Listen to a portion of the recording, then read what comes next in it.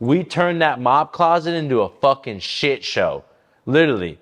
We shit all over that mop closet. And when I mean shit, I mean projectile shit everywhere. Normally taking the bomb out your ass, de-suitcasing is very dirty. All right. It requires a whole bunch of toilet paper, gloves. It is not something you can do on the fly up under scrutiny of getting supervised by a TA. When I mean shit went everywhere, yo, we lit this mop closet up with shit, smearing it all over the walls. It was disgusting. All right, good afternoon. This is State of Florida versus Stephen Testo with multiple cases before the court. Yo, what's poppin', man? It's your boy E. the King, and this is the Incarceration Podcast, where I talk about prison, pre, post, and present, and how everything that I experienced throughout my incarceration has forever changed my life. This is the Incarceration.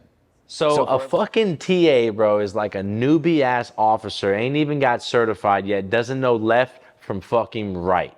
So they leave 4 full-blown convicts in a mop closet. Every one of them's got contraband on them in their ass, in a mop closet with a TA.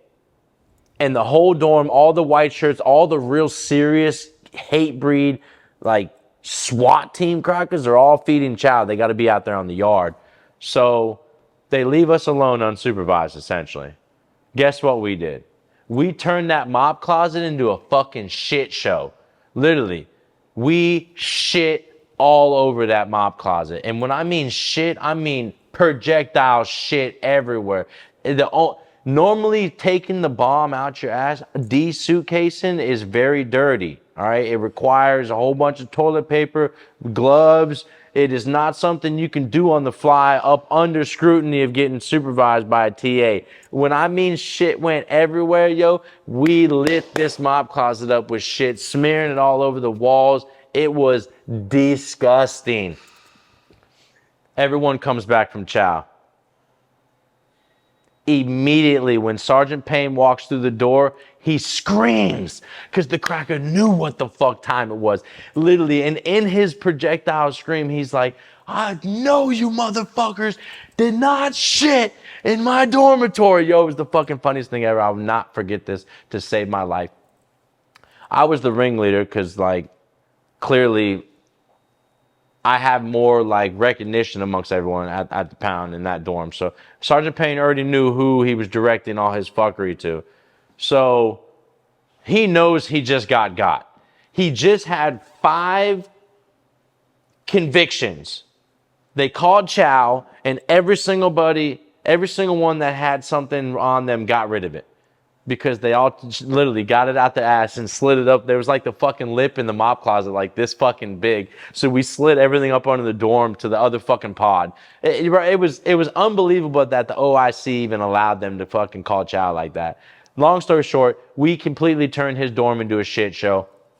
He blamed everything on me. Everyone went to fucking confinement. I'm a beast with that fucking appeal process.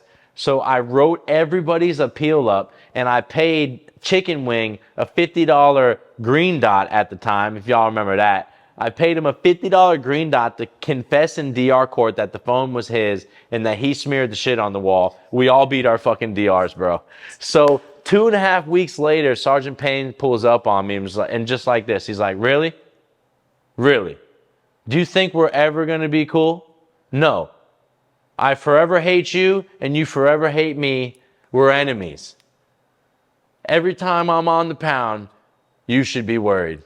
And for 3 years while I was at that fucking camp, he held true to that shit, bro. Forever Convict family, once again, we are on the journey to 50,000 subscribers. If you haven't subscribed, please go ahead and do so now. Share this channel with somebody who hasn't. Yeah, so just a full-blown shitty situation, man. Sergeant Payne hated me for them whole entire 3 years.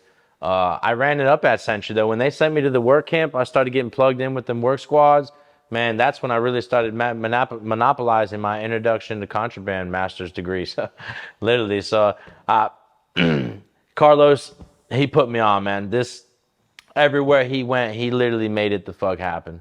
Literally, every fucking where. And his formula showed me how to literally run it the fuck up, man. And not only canteen, but also sending money to the streets. It was life changing. It really was when I started bringing in income and an incarcerated part of my life. I mean, it was crazy. There was fucking some weeks I was making more money than I ever made on the street. So it really, it was quite an experience and a long experience. I did over a decade. So, ACI was probably my best and longest run. I ended up leaving ACI on a staff relationship.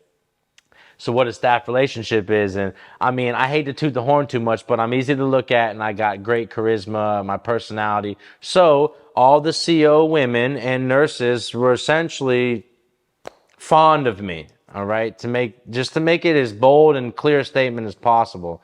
I do not struggle with the opposite sex, so I was able to essentially finesse women when I was incarcerated, and in that process of finessement I was able to obtain certain things that I needed, wanted, and desired, like cigarettes and fucking food. I couldn't tell you how many officers brought me Chinese food and fucking McDonald's, Taco Bell, you name it. I've ate shrimp fried rice, venison. I essentially, from 2016 to 2023, February, I lived like a fucking king in the Department of Corrections. Now, I was a target, no doubt. And they actually labeled me a security threat group, which is a STG. The reason they labeled me that is because I got put up under investigation for introduction to contraband. And in that, on a staff relationship, anytime you get cased up on a staff relationship, they configure you as a threat. In which case it's valid because, blink these eyes 3 times and she somehow do whatever the fuck I want. That could get dangerous. For real.